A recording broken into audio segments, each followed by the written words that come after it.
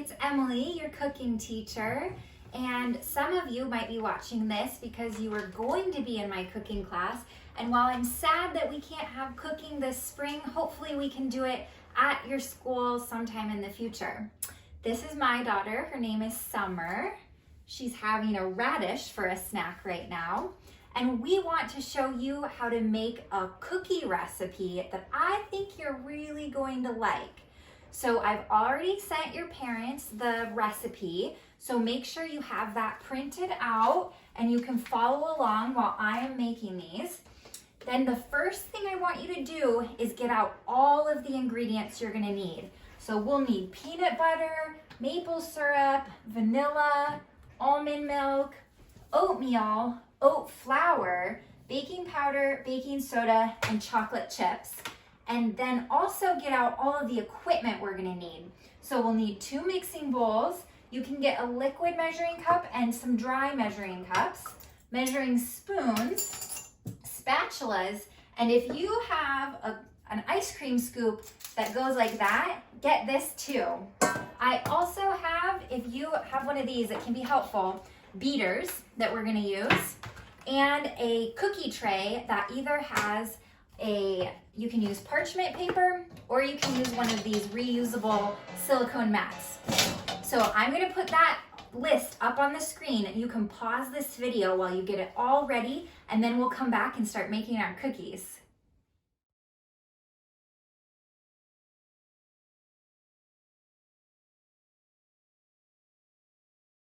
Okay, Summer got a little tired of being held while you guys are getting your equipment and your ingredients. So she's playing right now, and we're gonna start making our cookies. The first thing is I want you to take a bowl, and we're gonna measure all of the dry ingredients. So think of all the things that don't have any liquid or wetness to them. I'm gonna start with our oatmeal. We eat oatmeal every morning for breakfast, so we just leave a measuring scoop right in there. This happens to be a 1/2 cup, and that's what we need. So go ahead and put a 1/2 cup into your bowl.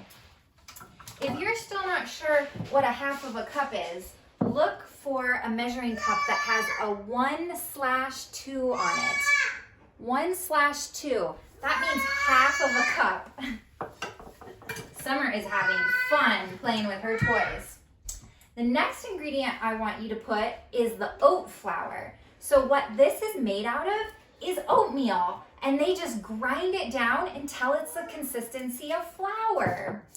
I really like making cookies with this. It makes them really yummy. We need a 1/2 cup, so you can use the same measuring cup that you just used for your oatmeal. I'm just using a different one because I had my other measuring cup in my oatmeal already. So over the bowl, you can just shake your oat flour into your measuring cup. If your oat flour is in a bag, you can also just scoop into your bag, and you just want to get a level 1/2 cup. See how that's level? So all the way filled, and dump that in. And then close up your ingredients. It's nice to kind of clean up a little bit as you go, and I know your mom and dad will really appreciate it if you do that. Our next ingredient is our baking powder. This helps to make our cookies get bigger and kind of fluffy. So it's an important ingredient. We're going to use a teaspoon. So find your measuring spoons, and you want it says 1 TSP. This one says 1 TBSP. That's a tablespoon. So we want the smaller one, and there's no slash, it's just 1 TSP. So we'll put that. This has a nice little flat surface too. So I take a scoop and I actually pull it out against that flat surface, so I get a nice full but flat measurement of my baking powder. And you can just dump that right in. The next ingredient, which also comes into play for helping make our cookies a little fluffy and so that they grow a bit, is called baking soda.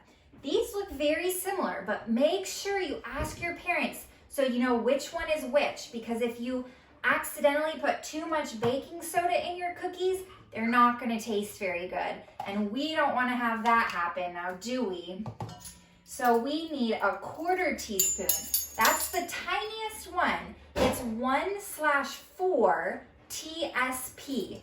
TSP stands for teaspoon. And again, this has the nice flat surface. Sometimes this comes in a box. You might have a box of baking soda at your house, but just try and get a nice flat and full 1/4 teaspoon. 1/4 is a 1/4 teaspoon. All right, we also need a 1/4 teaspoon, so keep that one out, of salt. As you can see, this is why it's so nice that we got all of our ingredients right around us. So as we're cooking, we can just reach to each thing. It's just like what we do in cooking class when we get all of our ingredients from the table and put them around us before we start our recipes. You're gonna like this next ingredient. All right, you guys, chocolate chips. This is my personal favorite chocolate chip, but I bet you probably have some chocolate chips at your house. We're going to cut open the bag and use 1/3 cup. So now I'm using the yellow one because mine come in different colors, and it's 1/3, 1/3 of a cup, 1/3. So pour your chocolate chips in and make sure you fill that cup up. I'm sure you don't want too few of these, and just dump them right in there. You can take your spatula and just mix all of your ingredients together. These are going to be really good. All right, I'm going to get another bowl and set this one aside. So that's our dry ingredient bowl, and now we're gonna have a wet ingredient bowl. So in our wet ingredients, we are going to put our peanut butter. Make sure you're getting a peanut butter that's just ground peanuts. It's the best kind of peanut butter, and it's so good for us. If you don't want to use peanut butter, or maybe you don't have peanut butter, or if you're making these for somebody you know that can't have peanuts, then you could use almond butter, or you could use sunflower seed butter, and it'll be just the same, just a little bit different flavor. We want to use 1/2 cup, so we're going back to our 1/2 cup, and I am going to use my spatula to scoop my peanut butter into my 1/2 cup measuring cup. Get a full cup again. When you look at it straight on, you want it to seem full. You don't want to see dips. You don't want to see mounds. You just want it to be flat. Let's pour that into our bowl. Everything that's liquidy or gooey that goes in this recipe goes in here. We need the same cup, so hold on to it, and we're going to measure our maple syrup. I'm wrong. That's why I need to check my recipe again. We don't need 1/2 cup, we need 1/3 of a cup. So my yellow one is 1/3 on the cup. Double check what your measuring cup says. And pour your maple syrup into your measuring cup. And then pour that in with your peanut butter.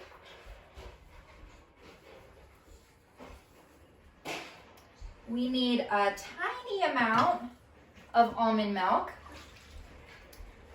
So this, we're gonna use a measuring spoon for, but this time I am gonna use my biggest measuring spoon. It's the 1 TBSP, 1 tablespoon. So we'll just pour that careful and ask for help if you need it. It's always good to ask for help if you need help pouring. We'll put that in there. And we're gonna also use 1.5.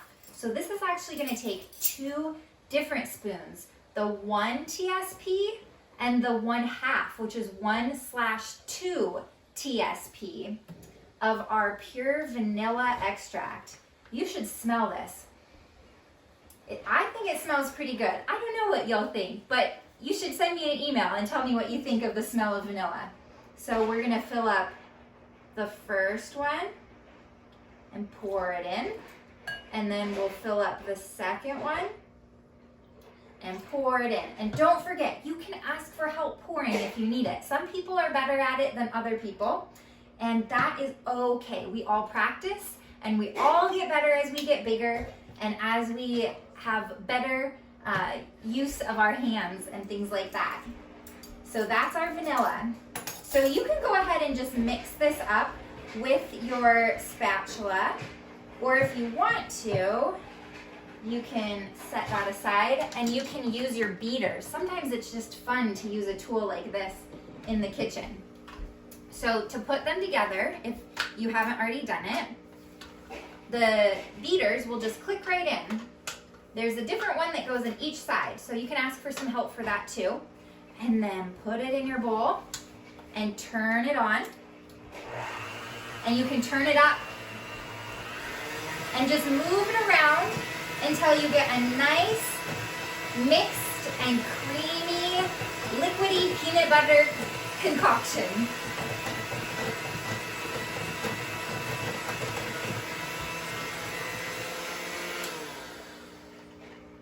It doesn't take too long.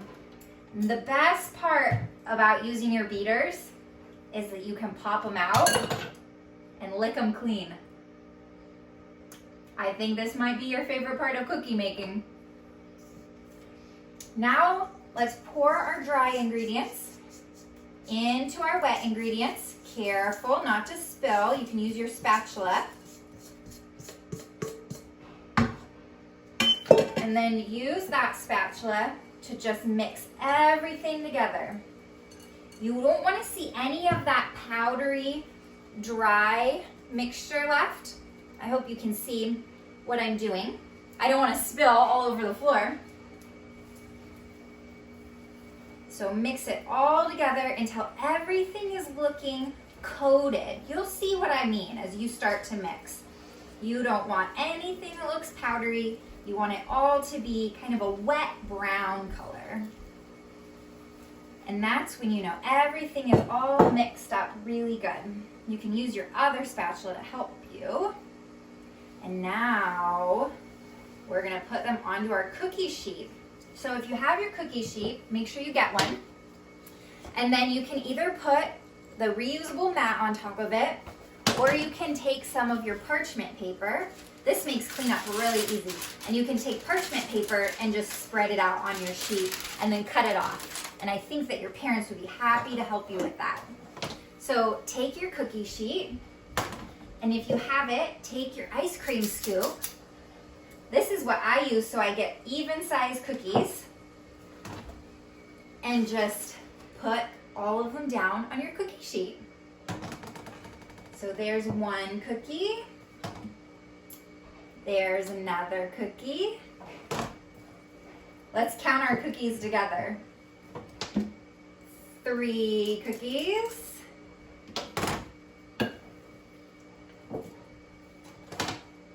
4 cookies.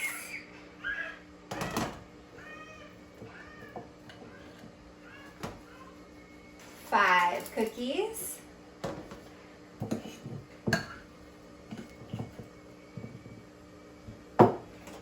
6 cookies. And I have enough that if I scrape it out, I think I'll have a little bit more. It might be one last small cookie. But this is usually enough so you can share with your family and have a cookie and really enjoy it. For those who were in class last term, remember when we ate those oranges really slow and just enjoyed their texture and their flavor?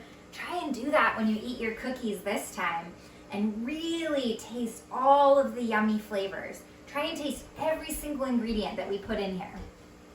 So I'm gonna put that one last smaller cookie on our tray. And I like to give them a little bit of a pat, just a little bit, before we put them in the oven and let them cook. And if you're not comfortable putting something in a hot oven, that's okay, no problem. Also, I'm not sure I said this at the beginning, but make sure your oven is preheated. You can ask an adult how to do that. You just want to turn it on or press the buttons so that your oven is at 325 degrees Fahrenheit. And I'm not sure what that is in Celsius. I know some of you are probably using Celsius at home.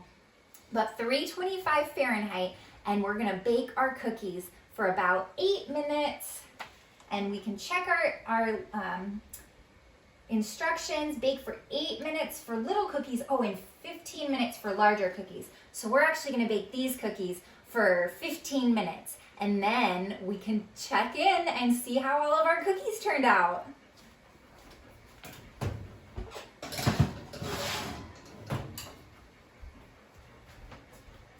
While your cookies are baking, this is the perfect time to get all cleaned up.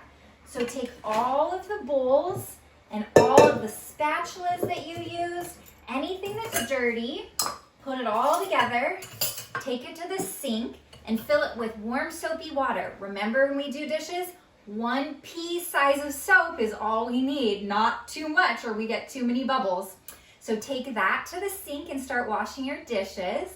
And you can take all of your other ingredients and put them away in the kitchen wherever they go, in cupboards and the fridge and the pantry, wherever they go. Go ahead and put them all away so that you get all cleaned up by the time your cookies are done.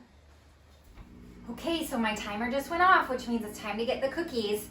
If you're gonna do this, make sure you get hot pads on, or even if your mom and dad are gonna do it, make sure they get hot pads, because we don't want anybody to get burned.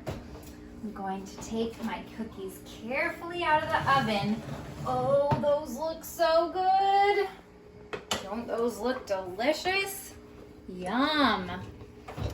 I know it's gonna be really hard to wait, but if we eat these cookies too soon, they can be a little crumbly. So I like to let them cool for at least 15 minutes. So now you set another timer before it's time to eat your cookies.